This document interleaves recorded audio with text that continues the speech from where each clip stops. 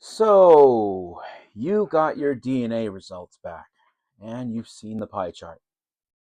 Maybe you're 40% Italian and 30% Scottish. That's cool. But what if I told you that's just the appetizer?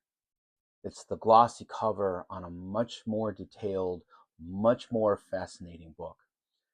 The real power of your DNA test isn't just knowing where your ancestors were from, but discovering who they were and finding living relatives you never knew you had.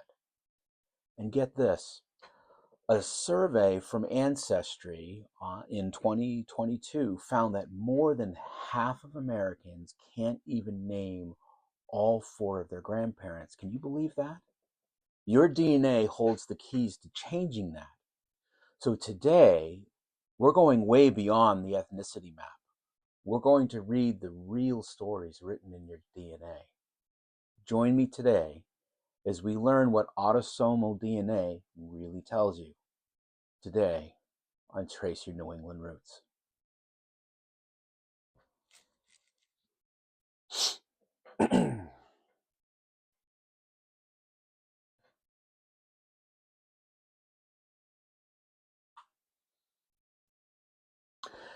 Hello, my friends.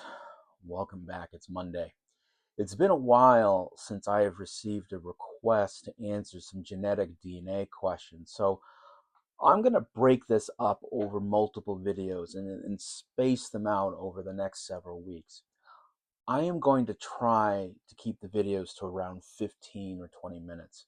We have a lot of ground to cover here, so let's roll up our sleeves and start with the absolute basics of autosomal DNA, because getting this one concept changes everything. You have 23 pairs of chromosomes in almost every cell in your body. Think of them like 23 pairs of encyclopedias. So now one of those pairs, the 23rd, these are your sex chromosomes. They're the ones that determine if you are biologically male, XY, or female, XX.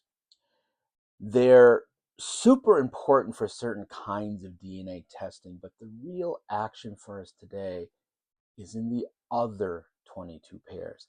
These are what are called your autosomes, and the DNA that they hold is your autosomal DNA. And here's the crucial part. For each one of these 22 pairs, you only get one chromosome from your mom and one from your dad. And that right there is a huge difference from other DNA tests that you've probably already heard of. Y-DNA testing, for instance, only follows a direct paternal line, or your father to his father and so on, because men only have a Y chromosome. And mitochondrial DNA, or the mtDNA, only traces the direct maternal line, mother to mother, mother to mother, and so on. So think of it like this. Y-DNA and mtDNA are like following a single straight road back in time. It's a long road for sure, stretching back thousands of years, but it's just one road. Autosomal DNA, on the other hand, is like a massive, sprawling highway system. It carries information from all your ancestral lines, your mom's, your dad's mom, their parents, and so on and so on. And with every generation, these chromosomes, they get shuffled and they get recombined, like taking two decks of cards and shuffling them together, and then in dealing a whole new hand. And because of this constant shuffling, you only get about 50% of your DNA from each parent, or roughly 25% from each of your grandparents, and about 12.5% from each of your grandparents. The amount pretty much gets cut in half with each subsequent generation.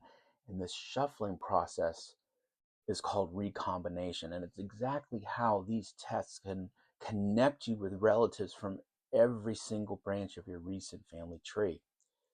This isn't about one straight line here. It's about the rich, complex tapestry of your entire family. And when you first open your results, when you get that test result back, that colorful map and pie chart, it's the first thing that you see. This is your ethnicity estimate, and it's what most people think a DNA test is all about. The companies compare your DNA to what they call reference panels. These are samples from people with deep, documented roots in very specific parts of the world. And by seeing which populations your DNA looks the most similar to, the most like, they can estimate that, say, 40% of your DNA looks Italian. Now, this is looking at patterns that can trace where your ancestors lived roughly 500 to 1,000 years ago. But it is only an estimate, and the accuracy can vary. And some companies are better at it than others. And even the best ones can have a tough time with certain populations, especially in a place as genetically mixed as Europe. It's also really important to remember that because of this random lottery of DNA inheritance, you don't inherit DNA from every single one of your ancestors. And once you get past, say, 5 or to 7 generations, it's totally possible for an ancestor to be in your paper trail family tree, but for none of their DNA to have actually made it down to you. So if your family has always said you have a Native American ancestor 8 generations back, but it doesn't show up in your ethnicity estimate, bing bing, that doesn't automatically mean the story is false. It might just mean you didn't happen to inherit that specific piece of DNA. The further back you go, the more the signal gets lost in the noise. And while the ethnicity estimate is a fun starting point, it is just that, folks. It's a starting point. It's a blurry big picture view of your ancient history. The real magic, and the part that changes everything for genealogists like you and me, is a completely different feature. And this is your match list. And this, folks, is where your DNA test goes from being just a fun novelty to a revolutionary genealogy tool. Every autosomal DNA test gives you a list of DNA matches or genetic relatives. And these are people that are in the company's database who share identical segments of DNA with you. And if you share DNA with someone, you share a common ancestor. It really is just that simple. The more DNA you share, the more recently you shared that ancestor, is the more related that you are to that other person. This is measured in a unit called a centimorgan or a cm. You don't need to get bogged down in the complex genetics of this. Just think of centimorgans as a way of measuring the length of the identical DNA segments that you share. A parent and a child will share around 3,400 centimorgans. First cousins might share around 850. And by the time you get to fourth cousins, you only might share 30. The testing companies use these numbers to predict your likely relationship from second to fourth cousins. This is the feature that demolishes brick walls. This is how an adoptee can find their birth families. This is how you can prove that your great-great-grandfather on paper is actually your biological great-great-grandfather.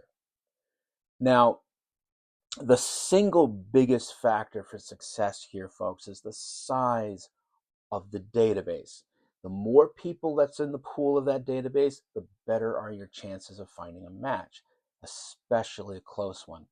And right now, Ancestry DNA has the largest database by a long shot, with some reports saying it's well over 25 million people. So for comparison, 23andMe's database is significantly smaller, and Family Tree DNA is even smaller than that. This means for the specific goal of finding the most living relatives, Ancestry DNA currently holds a clear advantage above everyone else. Your match list isn't just a list of names, it's a list of clues. Each person on that list is a potential key ready to unlock a part of your family story. And now I'm going to show you exactly how to start turning that list of names into real ancestors. So, okay, you are looking at a list of hundreds, maybe thousands of names. It can feel totally overwhelming, and you ask, where do I even start? Well, you just break it down step by step. So step one, we focus on your closest matches first. Don't worry about the person predicted to be your fifth or eighth cousin sharing only 15 centimorgans with you for now. Scroll right to the top. The people you share the most DNA with, they are your most powerful clues. Look for anyone predicted to be first, second, or third cousins. Your shared ancestor is then likely a great-grandparent or a second great-grandparent, which is usually within reach too. Click on one of these close matches. The first thing you want to know is if they have a public family tree linked to their profile, and many do. And that's your first stop. Open their tree and look for surnames you recognize from your own family. Check the locations. Are they the same towns or counties that your family came from, that's been passed down to you? You're hunting for overlaps here. So when you find that aha moment, there's a name or a place that just clicks. Step two is use the magic of shared matches. This is without a doubt the most powerful tool that you have. It might be called shared matches or in common with matches, depending on which platform you're using. And when you're looking at a specific DNA match, now let's call her Jane. This tool shows you a list of everyone else in the database who matches both you and Jane. Now think about what that means. If you and Jane are cousins through, say, your maternal grandmother, then anyone who matches both of you is almost certainly related through that same grandmother's line.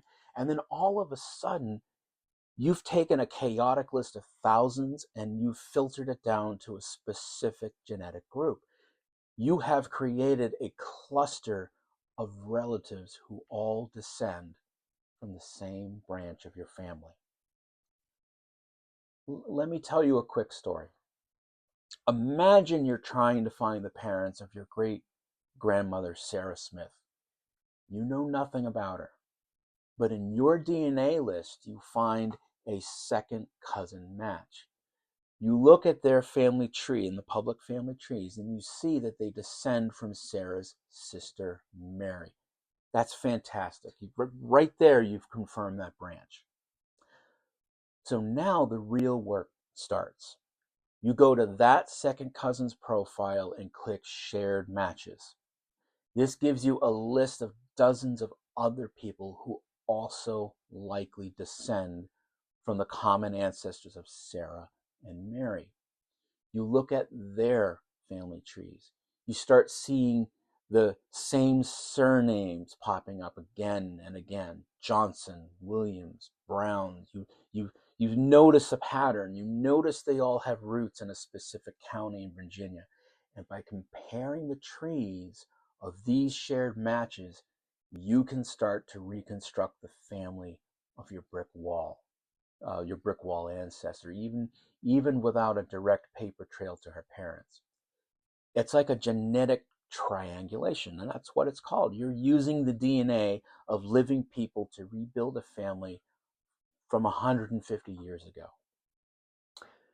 This process of sorting your matches into genetic networks is the core skill of genetic genealogy.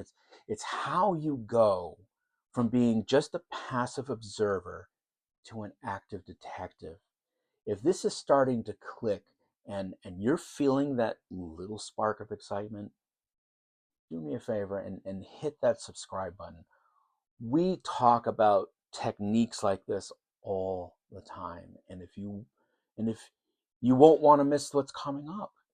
So click on like and subscribe and be notified of when these new videos hit. Step 3, it's understanding what's called the chromosome browser.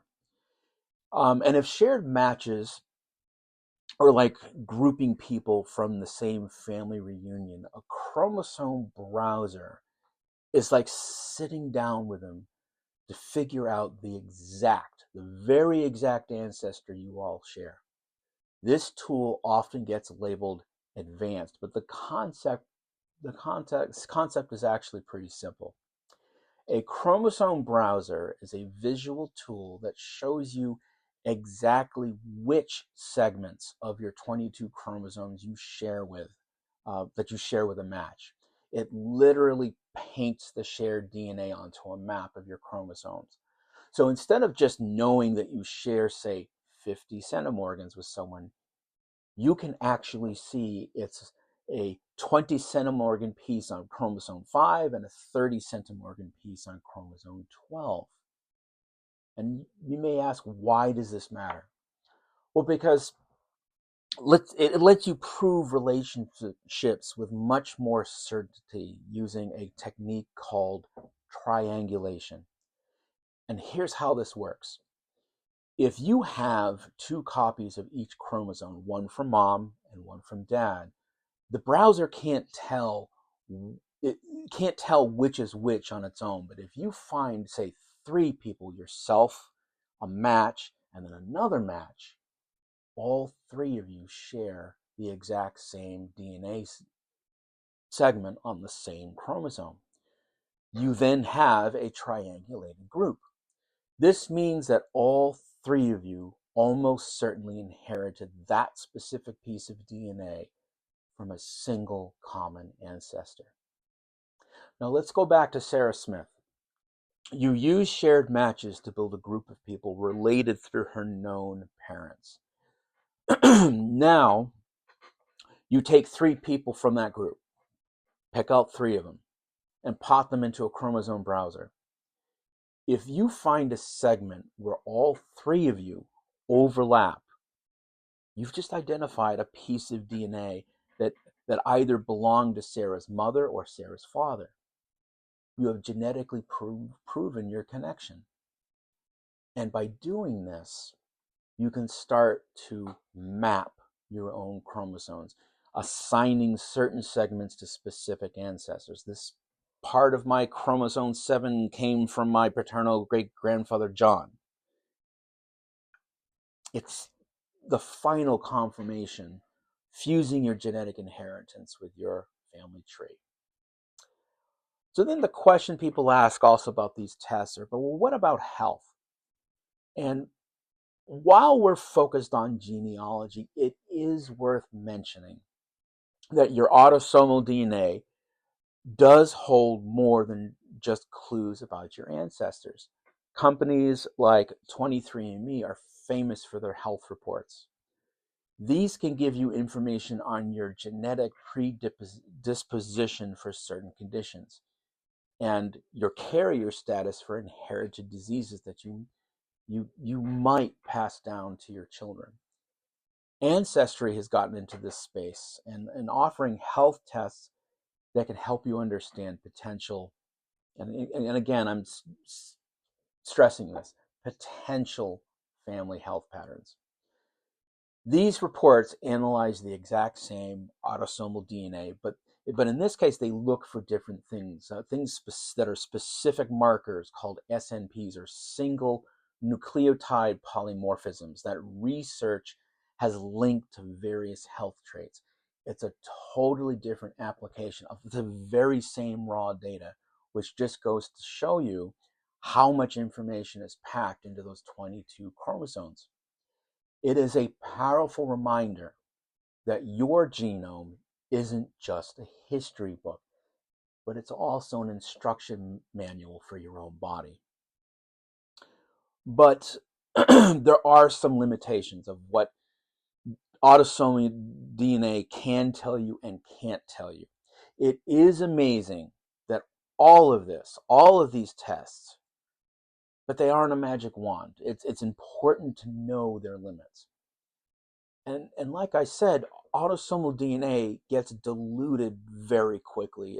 It's most effective for research within the last 5 to 7 generations. But when you go back further than, say, 8, 10, or more generations, that amount of DNA from any one ancestor becomes so tiny that it's often undetectable. Second, an autosomal test alone cannot give a woman her paternal haplogroup. A haplogroup traces a single male or female line way back into deep history. And since the paternal one is traced on the Y chromosome, which women don't have, she would need a test result from her father, brother, or another male relative to that line, or take a Y DNA test to find it. And finally, and most importantly, DNA alone can never tell you the name of an ancestor. Your DNA results are a roadmap, but they are not the destination. They do provide the genetic clues, but you still have to combine them with traditional genealogy, with birth certificates, census records, obituaries, all of these to put names to the faces and stories to the lives of your family.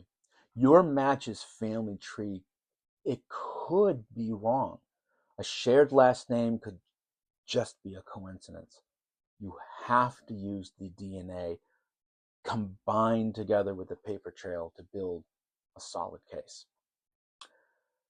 So what does your autosomal DNA really tell you? Well, it's so much more than just a pie chart. It tells you who you are related to right now in this moment.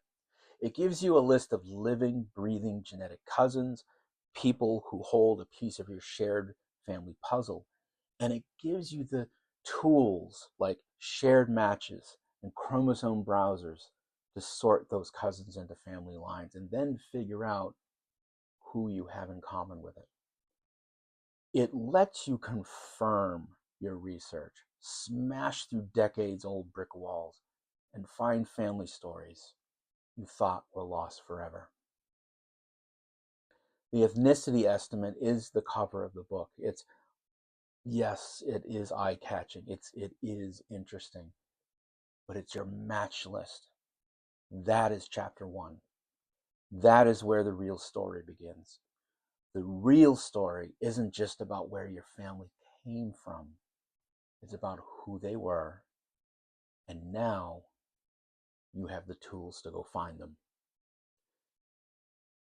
What's the most surprising thing that you have found using your DNA results? Please share your story in the comments below. I'd love to read it. And if you want me to do a deeper dive into a specific technique that we talk about, like using chromosome browsers, it's Monday morning, browsers, let me know. And finally, don't forget to subscribe for more videos to help you unlock your family's history. And be sure to join my Substack, where I provide access to exclusive content. Thanks for watching. This again is Eric with Trace Your New England Roots, where history starts with your family.